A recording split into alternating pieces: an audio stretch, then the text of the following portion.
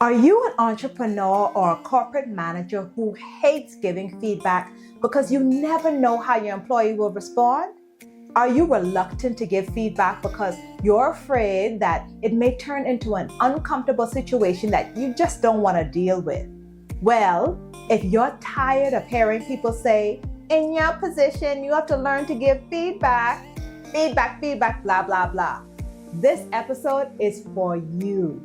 Today, I'm flipping the script on how to give good feedback by giving you everything you need to know about when not to give feedback and why people avoid it until it's unavoidable. So if you want to know a few manager tips for how to give good feedback or not to with ease, stay tuned.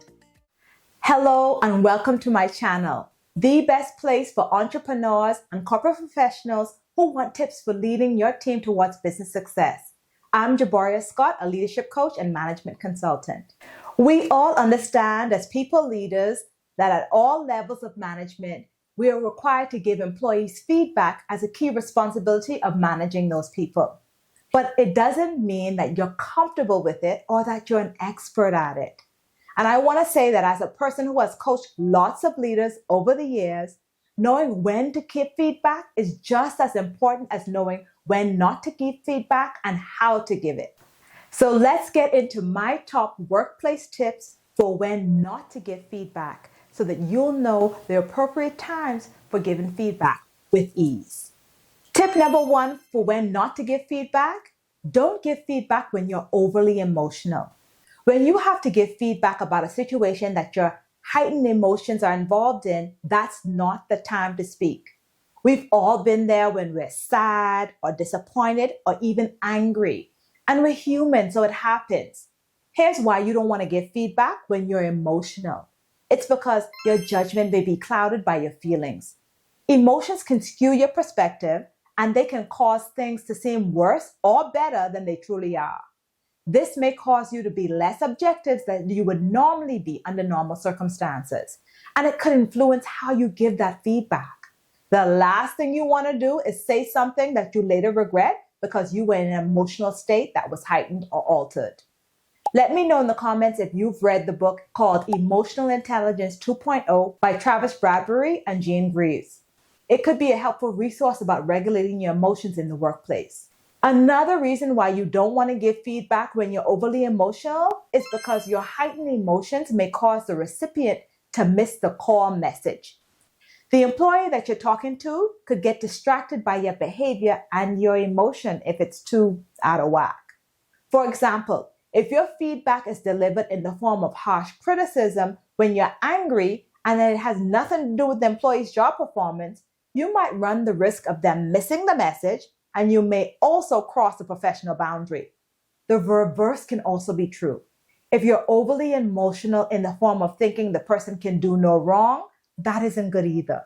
The opposite kind of emotion may cause you to lose your ability to be objective when giving feedback.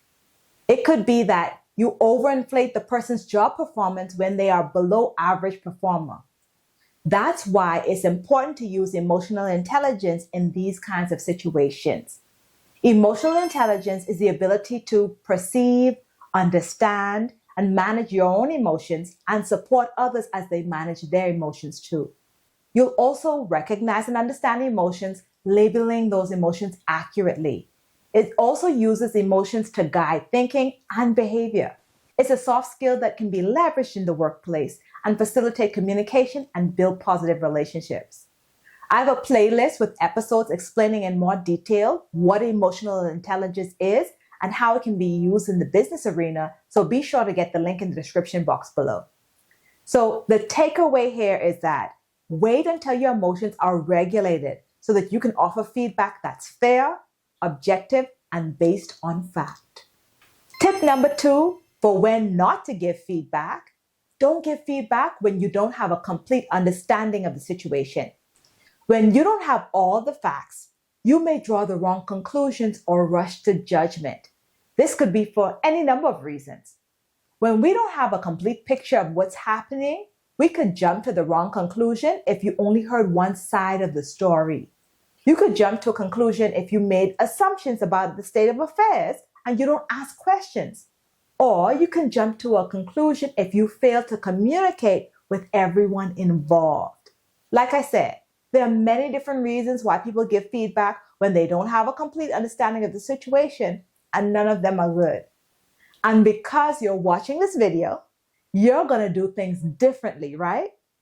You're here to get some steps on how you can take before giving feedback. If you want to know how to do that, I can help you. When you don't have a complete understanding of the situation, you can ask clarifying questions. You can also practice active listening.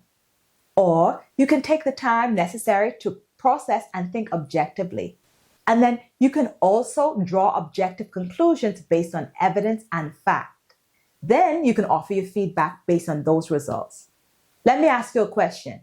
Have you ever had an argument with a friend and then a third mutual friend of yours hears their side of the story before listening to what you have to say, and then they've already decided against you? How did that make you feel? Hit the like button if this has happened to you. Well, when you offer feedback without a full grasp of the situation, you may appear to be a person who is unfair and who doesn't have the ability to be objective or impartial, and that's key when leading teams. So when you don't have all of the facts, it's okay to hold your silence and say nothing if asked. You can always respond by saying that you need to circle back with the person after you've gathered more information. Tip number 3 for when not to give feedback. Don't give feedback when it does not concern you. There's a popular saying, mind the business that pays you. And while people say it as a joke, it's definitely something that I try to stick to. And it's an important thing to remember if you sit at the top in the leadership role. When the issue doesn't concern you and the people involved don't report to you, it's not your concern. With all of the tasks and responsibilities that you carry on a daily basis, you probably don't have the time or the bandwidth to get involved with something that doesn't directly relate to the work that you do or the projects that you're responsible for. And if you stick your nose where it's not wanted, your feedback may not be welcome. The upside is that if you don't insert yourself, then you don't have to be involved in finding a solution. Tip number 4 for when not to give feedback. Don't give feedback when it's counterproductive or unhelpful. Remember that as a leader, your words carry a lot of weight and you wield a lot of power. And what you say is just as important as how you say it. If you offer feedback in a way that's disempowering or overly critical, or if you offer feedback when you haven't given it enough thought, your message can get lost and it can be damaging to the other person. This is just as true if you're the business owner of a big company or a small one, or the manager in a corporate setting. The way that you communicate may be a reason why your team hates getting feedback from you. I understand that knowing how and when to communicate in these types of situations can be difficult. So if you need help on how to communicate your concerns effectively, there's a link to my Master the Conversation mini course about how to give feedback effectively.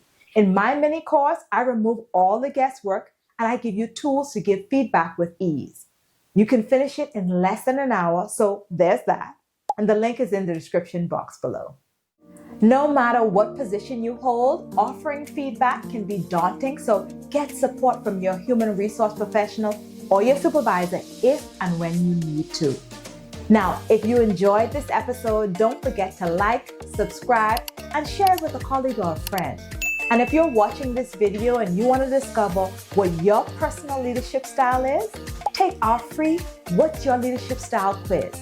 Based on your quiz results, we'll send you an action plan with tips from top leaders so that you can show up and show out as a leading authority in business. The link is in the description box below.